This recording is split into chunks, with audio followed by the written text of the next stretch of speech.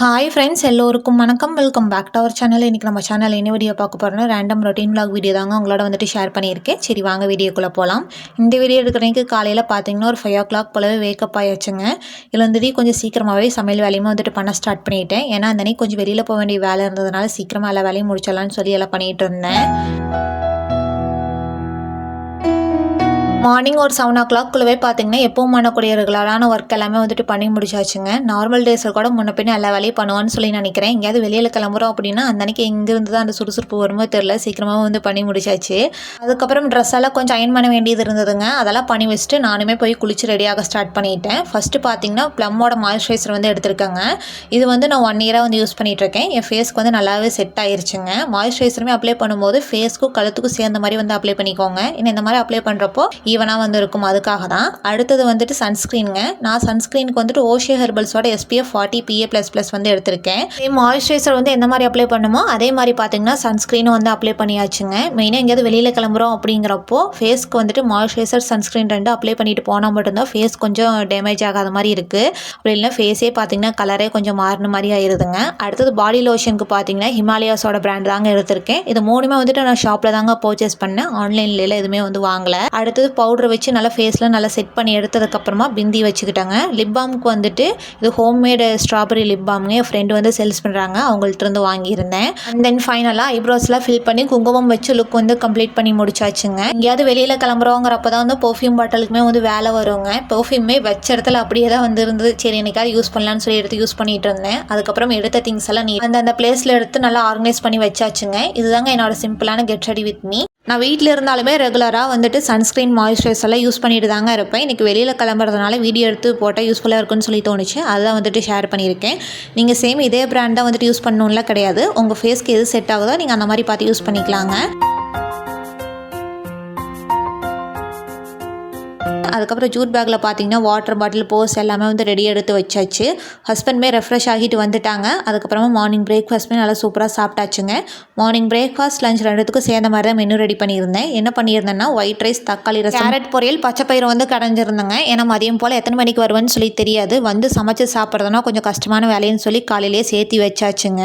சாப்பிட்டுட்டு ஹஸ்பண்ட்மே ஒர்க்குக்கு வந்து கிளம்பிட்டாங்க. எனக்குமே ஒரு 1/2 hour டைம் இருந்ததுங்க. அதுக்குள்ளே கொஞ்சம் சின்ன சின்ன வேலையில் இருந்தது, அதெல்லாம் பார்க்கலான்னு சொல்லி தான் பார்த்துட்டு இருந்தேன்.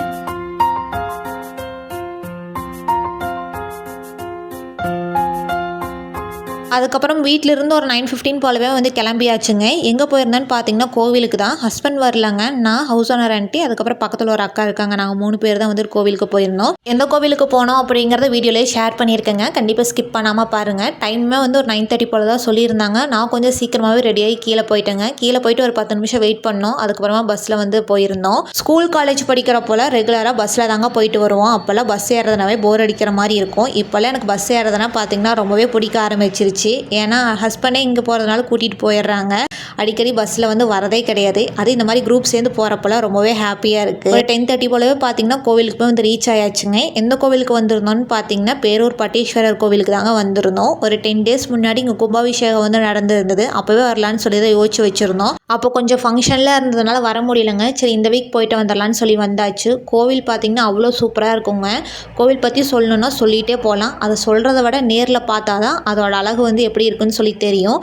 சாமி தரிசனம்லாம் பண்ணி முடிச்சதுக்கப்புறமா வீட்டுக்கு தேவையான பிரசாதம்லாம் வாங்கிட்டு கொஞ்சம் நேரம் அங்கே உட்காந்துட்டு இருந்தோங்க. அதுக்கப்புறம் கும்பாபிஷேகத்தப்போ அந்த கணபதி ஹோமம்லாம் வளர்த்திருப்பாங்க இல்லைங்களா, அங்கே அப்படியே சுற்றி வந்து சாமி கும்பலான்னு சொல்லி கும்பிட்டுட்டு இருந்தோங்க. நான் இந்த கோவிலுக்கு 2nd time வரேன். ஃபஸ்ட் டைம் வரப்போ நான், ஹஸ்பண்ட் 2 பேர் வந்திருந்தோம்.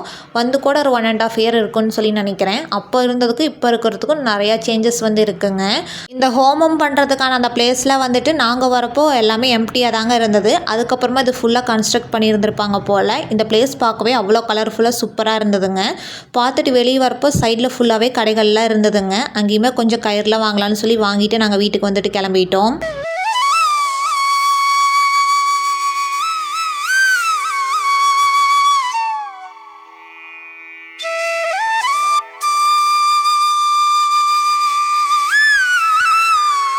மற்ற நாட்களில் வந்திருந்தா கூட கூட்டம் கம்மியாக இருந்திருக்குமோ என்னமோங்க. நாங்கள் வந்தது வெள்ளிக்கிழமைங்கிறதுனால பயங்கர கூட்டமாக இருந்ததுங்க. அந்த கூட்டத்துலேயும் சிறப்பாக சாமி தரிசனம் பண்ணதில் வந்து எங்களுக்கு ரொம்ப ஹாப்பியாக இருந்துச்சு. நீங்களும் டைம் கிடைக்கிற போது இந்த கோவிலுக்கு வந்து விசிட் பண்ணி பாருங்கள், அவ்வளோ சூப்பராக இருக்குங்க. சாமி தரிசனம்லாம் பண்ணி முடிச்சுட்டு கோவிலுக்கு வெளியே தாங்க பஸ் ஸ்டாப். அங்கே வந்து ஒரு 10 நிமிஷம் வந்து வெயிட் பண்ணோம். பஸ் வந்ததே வீட்டுக்கு வந்தாச்சுங்க. நான் வீட்டுக்கு வந்து 10 நிமிஷத்தில் ஹஸ்பண்டுமே வந்துட்டாங்க மதியம் லஞ்ச் சாப்பிட்றதுக்காக. கொஞ்ச நேரம் கழித்து சாப்பிட்டுக்கிறதா சொன்னாங்க. எனக்கு மெயினாக எங்கேயாவது வெளியில் ட்ராவல் பண்ணிட்டு வரோம் அப்படின்னா வீட்டுக்கு வந்ததையும் ஃபஸ்ட்டு டீ வச்சு குடித்தாதான் மைண்டுக்கு ரிலாக்ஸேஷனாக இருக்கிற மாதிரி இருக்கும். அதனால் எனக்கு மட்டும் பார்த்திங்கன்னா டீ ரெடி பண்ணிகிட்டு இருந்தாங்க. அதுக்கப்புறம் ஒரு சிஸ்டர் டீ காஃபி சுகர் இந்த கண்டெய்னர் எங்கே பர்ச்சேஸ் பண்ணீங்க, ஆன்லைனில் வாங்கியிருந்தீங்கன்னா அதுக்கான லிங்க் இருந்தால் கொடுங்கன்னு சொல்லி கேட்டிருந்தீங்க. இது வந்துட்டு நான் ஷாப்பில் தாங்க பர்ச்சேஸ் பண்ணியிருந்தேன். நான் வாங்கி 1.5 இயர்ஸ் ஆயிடுச்சு. நான் வாங்குறப்போ ப்ரைஸ் பார்த்திங்கன்னா 500 சம்திங் இருந்தது. இப்போ எவ்வளோ இருக்குன்னு சொல்லி தெரியல. இதுக்கு ரிலேட்டடான ப்ராடக்ட் ஆன்லைன்லேயுமே அவைலபிளாக இருக்குங்க. அதுக்கான லிங்க் கிடைச்சாலுமே நான் கீழே உள்ள டிஸ்கிரிப்ஷன் பாக்ஸில் ஆட் பண்ணிடுறேன். தேவைப்பட்ட செக் பண்ணி பார்த்து வாங்கிக்கோங்க.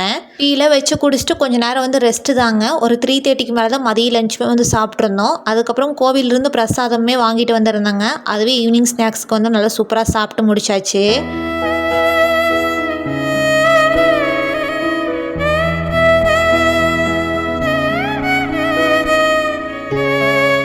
ஈவினிங் ஒரு 6 மணிக்கு மேலே சாமியெல்லாம் கும்பிட்டு முடிச்சதுக்கப்புறமா நைட் டின்னருக்கான வேலையுமே பண்ண ஸ்டார்ட் பண்ணியாச்சுங்க. மாவு இருந்தது, இட்லி ரெடி பண்ணிக்கலாம்னு சொல்லி கொஞ்சம் சீக்கிரமாகவே எடுத்து வெளியில் வச்சுட்டேங்க. இட்லிக்கு குழம்பு பார்த்தீங்கன்னா தக்காளி பழ குழம்பு தாங்க அரைச்சி வச்சுருந்தேன். ஏற்கனவே இதுக்கான டீட்டெயில் வீடியோ நம்ம சேனலில் வந்து ஷேர் பண்ணிட்டேங்க. தேவைப்பட்ட செக் பண்ணி பார்த்துக்கோங்க.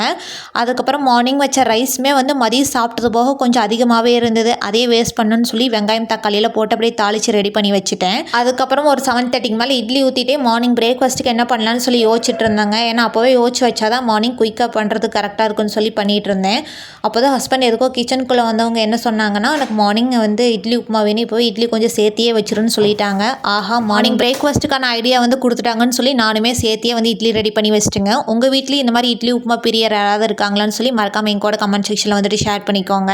டின்னருமே ஒரு 8:30க்குள்ளே சாப்பிட்டு முடிச்சுட்டு வெசல்ஸில் வாஷ் பண்ணி வச்சுட்டு கொஞ்சம் நேரம் டிவி பார்த்துட்டு இருந்தாங்க. அதுக்கப்புறமா போய் தூங்கியாச்சு. அன்றைக்கு டே பார்த்தீங்கன்னா எங்களுக்கு இந்த மாதிரி தாங்க இருந்தது. இனி அப்படியே வீடியோ பார்த்தீங்கன்னா இடையில ஒரு நாள் வந்து கண்டினியூ ஆகுதுங்க. அதாவது இந்த வீடியோ சண்டே அன்னைக்கு எடுத்தது தான். சண்டேனாவே மேக்ஸிமம் பார்த்தீங்கன்னா சிக்கன் மட்டன் தாங்க வாங்கி சாப்பிடுவோம். இந்த வீக் கொஞ்சம் டிஃப்ரெண்ட்டாக மீன் வாங்கலான்னு சொல்லி வாங்கியிருந்தோம். மீனுமே வறுவலுக்கு தனியாக குழம்புக்கு தனியாக வாங்கியிருந்தோங்க. குழம்புக்கு வாங்கிட்டு வந்தது பார்த்தீங்கன்னா நெத்திலி மீன். அதுவுமே குவான்டிட்டி கொஞ்சம் அதிகமாகவே இருந்தது. அதை கொஞ்சம் ஷாலோ ஃப்ரை மாதிரி பண்ணிக்கலாம்னு சொல்லி மசாலா ஃபஸ்ட்டு பரட்டி எடுத்து வச்சாச்சுங்க. அதுக்கப்புறமா வறுவலுக்கு வாங்கிட்டு வந்த மீனுக்கு தேவையான மேரினேஷன்லாம் ஹஸ்பண்ட் வந்து பார்த்து பண்ணிட்டு இருந்தாங்க. வாங்கிட்டு வந்தால் க்ளீன் பண்ணுறதுக்கு நான் கொஞ்சம் ஹெல்ப் பண்ணுவாங்க. இந்த டைம் ஹெல்ப்பெல்லாம் வந்து எதுவுமே பண்ணவே இல்லை. ஏன்னா ஃபுல்லாக க்ளீன் பண்ணிவிட்டு நானே குக் பண்ணி சாப்பிட்றப்ப பார்த்திங்கன்னா என்னால் எதுவுமே சாப்பிட முடிய மாட்டேங்குதுன்னு சொல்லிட்டு இருந்தேன். அதனால் அவங்க என்ன பண்ணிட்டாங்கன்னா, ஃபுல்லாக நான் க்ளீன் பண்ணி கொடுத்துறேன், மேரினேஷனுமே நான் பண்ணிடுறேன், நீ வந்து குக் மட்டும் பண்ணிடுன்னு சொல்லிட்டாங்க. அவங்க அதெல்லாம் பண்ணிகிட்டு இருக்கிறப்ப சைட் பை சைட் நான் மீன் குழம்புக்கு தேவையானதுமே வந்து அரேஞ்ச் பண்ண ஸ்டார்ட் பண்ணிட்டேன். ஃபஸ்ட்டு அது பண்ணுறதுக்கு ஒரு கடையில் கொஞ்சமாக ஆயில் ஆட் பண்ணிவிட்டு ஒரு கைப்பிடி சின்ன வெங்காயம், சின்ன சைஸ் இஞ்சி, ஒரு 4-5 பல் பூண்டு, கருவேப்பிலை சேர்த்து நல்லா வதங்கினதுக்கப்புறமா 2 மீடியம் சைஸ் தக்காளி உப்பு போட்டு நல்லா சுருண்டு வதக்கிக்கலாங்க. அதுக்கப்புறம் 1/4 ஸ்பூன் மிளகு, 1/4 ஸ்பூன் சீரகம், 1/4 ஸ்பூன் சோம்பு 3 சேர்த்து அது சூட்லேயே வந்து ஒரு 2 நிமிஷம் நல்லா வறுத்து எடுத்துக்கலாங்க. அதுக்கப்புறம் நல்லா ஃபேன் கறி வச்சு ஆறுனதுக்கப்புறமா மிக்ஸி ஜாருக்கு மாற்றிக்கலாங்க. இப்போ நம்ம வேணுங்கிற மசாலாஸ்லாம் வந்து ஆட் பண்ணிக்கலாம். 1/4 ஸ்பூன் மஞ்சள் தூள், 2 ஸ்பூன் வீட்டில் அரைச்ச குழம்பு மிளகாய் தூள், 2 ஸ்பூன் மல்லித்தூள், 1/4 spoon Kashmiri red chilli powder வந்து சேர்த்துருக்கேன். அது வந்து கலருக்காக தான். அது தேவைப்பட்டு ஆட் பண்ணிக்கலாம். அப்படி உங்களுக்கு வேண்டானா வந்து ஸ்கிப் பண்ணிக்கோங்க. ஃபஸ்ட்டு இதெல்லாம் ஆட் பண்ணிவிட்டு மூடி போட்டு ஒரு பல்ஸில் வந்து விட்டுட்டு அதுக்கப்புறமா கொஞ்சமாக தண்ணி சேர்த்து வந்து அரைச்சி எடுத்துக்கலாங்க. இப்போ மசாலா வந்து ரெடிங்க.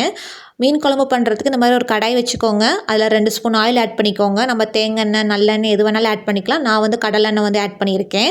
அதுக்கப்புறம் கொஞ்சமாக கடுகு, வெந்தயம் போட்டு பொரிஞ்சதுக்கப்புறமா ஒரு கைப்பிடி சின்ன வெங்காயம் நார்மலாக கட் பண்ணது, இன்னொரு கைப்பிடி சின்ன வெங்காயம் பார்த்திங்கன்னா நல்லா பொடி பொடியாக கட் பண்ணது, கூடவே ஒரு 4-5 பல் பூண்டு பொடியாக கட் பண்ணது, கொஞ்சமாக கருவேப்பிலை, ஒரு பச்சை மிளகாய் சேர்த்து நல்லா வதங்கினதுக்கப்புறமா நம்ம அரைச்சி வச்சுருக்கோம் இல்லைங்களா மசாலா, அதை வந்து ஆட் பண்ணிக்கலாங்க. சேர்த்துட்டு கொஞ்சமாக உப்பு போட்டு மசாலா நல்லா சுருண்டு வதங்குற அளவுக்கு நல்லா வதக்கி எடுத்துக்கோங்க. இப்போ பார்த்திங்கன்னா மசாலாலாம் நல்லா எண்ணெய் தெரிஞ்சு வந்துருச்சுங்க. இப்போ நான் மிக்ஸி ஜாராலுமே 1.5 கப் தண்ணி வந்து சேர்த்துக்கிறேங்க.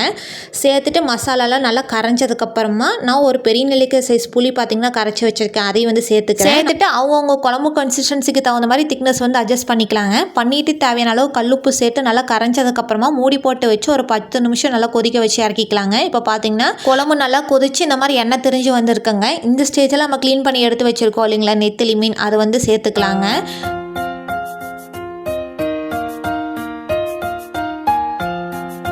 மீன்லாம் ஆட் பண்ணிவிட்டு ரொம்ப நேரம் வேக வைக்கணும்ல கிடையாதுங்க. 3 to 4 நிமிஷம் வச்சாவே போதுங்க. மீன் நல்லாவே குக் ஆகி வந்துடும். ஃபைனலாக பார்த்தீங்கன்னா வெங்காயம் கருவேப்பிலையில் போட்டு தாளித்து ஆட் பண்ணுறாலும் பண்ணிக்கலாம். நான் வந்து நார்மலாக கருவேப்பிலை மட்டும் போட்டு சர்வ் பண்ணி இறக்கிட்டேங்க. மீன் குழம்பு பார்த்தீங்கன்னா பல சைஸ் சாப்பிட்டா தான் நல்லாயிருக்கும் இல்லைங்களா, அதனால் கொஞ்சம் சீக்கிரமாகவே ரெடி பண்ணி வச்சிட்டேன். கூடவே புளி ரசமாக வந்து வச்சுட்டேங்க. சாப்பிட்றதுக்கு கொஞ்சம் முன்னாடி ஒயிட் ரைஸ் வந்து வச்சுக்கிட்டேன். அதுக்கப்புறம் மீனுமே பார்த்தீங்கன்னா டீப் ஃப்ரை பண்ணுறதுக்கு ஒரு கடாய் வச்சுக்கிட்டு அதில் கொஞ்சமாக மட்டும் ஆயில் ஆட் பண்ணிட்டேங்க. ஏன்னா ரொம்ப ஆட் பண்ணி மீன் ஃப்ரை வந்து பண்ணாலும் அந்த மீன் ஃப்ரை செஞ்ச அந்த ஆயில் வந்து ரீயூஸ் பண்ண முடியாதுன்னு சொல்லிட்டு கரெக்டாக மட்டும் ஆயில் ஆட் பண்ணி அதுவுமே நல்லா ஃப்ரை பண்ணி எடுத்துக்கிட்டாங்க. ஃபஸ்ட்டு டீப் ஃப்ரையில் பண்ணி முடிச்சதுக்கப்புறமா ஷாலோ ஃப்ரைமே பண்ண ஸ்டார்ட் பண்ணியாச்சுங்க. இது பண்ணுறதுக்கு ஒரு தோசை தவை எடுத்து நல்லா ஹீட் ஆனதுக்கப்புறமா 2 ஸ்பூன் ஆயில் ஆட் பண்ணிக்கலாங்க. அதுக்கப்புறம் நம்ம மேரினேட் பண்ணி வச்சுருக்க ஃபிஷ் எல்லாம் வந்து 1 by 1 வந்து சேர்த்துக்கலாங்க. மேலே கொஞ்சம் ஃப்ளேவருக்காக பார்த்தீங்கன்னா நான் கருவேப்பிலை வந்து ஆட் பண்ணியிருக்கேன். அது தேவைப்பட்டால் வந்து ஆட் பண்ணிக்கலாம், உங்களுக்கு பிடிக்கலனா வந்து ஸ்கிப் பண்ணிக்கலாங்க. சேர்த்துட்டு மேலே கொஞ்சம் லைட்டாக ஆயில் வந்து ஆட் பண்ணிக்கோங்க. அப்பப்போ மீடியம் டு லோ ஃப்ளேமில் வச்சு இந்த மாதிரி நல்லா ஃப்ரண்ட் அண்ட் பேக் திருப்பி போட்டு எடுத்திங்கன்னா ஃபிஷ் ஃப்ரை வந்து ரெடிங்க. இதெல்லாம் ரெடி பண்ணி முடிக்கவே வந்து ஒரு 1:30 போல் ஆயிடுச்சுங்க. அதுக்கப்புறமா தான் மதிய லஞ்சுமே வந்து சாப்பிட்ருந்தோம். சுட ஒயிட் ரைஸ், புளி ரசம், நெத்திலி மீன் குழம்பு, மீன் ஃப்ரையில் பார்த்தீங்கன்னா ஷாலோ ஃப்ரை, டீப் ஃப்ரைன்னு ஒரு புடி வந்து பிடிச்சாச்சுங்க. ஓகே ஃப்ரெண்ட்ஸ், உங்களுக்கு இந்த வீடியோ ரொம்ப பிடிச்சிருக்குன்னு சொல்லி நினைக்கிறேன். உங்களுக்கு இந்த வீடியோ பிடிச்ச இந்த வீடியோக்கு ஒரு லைக் கொடுங்க. மறக்காமல் நம்ம சேனலை சப்ஸ்கிரைப் பண்ணிக்கோங்க. அப்படியே கூடவே பக்கத்தில் இருக்க பெல் ஐக்கானே கிளிக் பண்ணிக்கோங்க. அப்போ தான் நாங்கள் போகிற வீடியோஸோட நோட்டிஃபிகேஷன் உங்களுக்கு தேடி வந்துக்கிட்டே இருக்கும். தேங்க்ஸ் ஃபார் வாட்சிங்.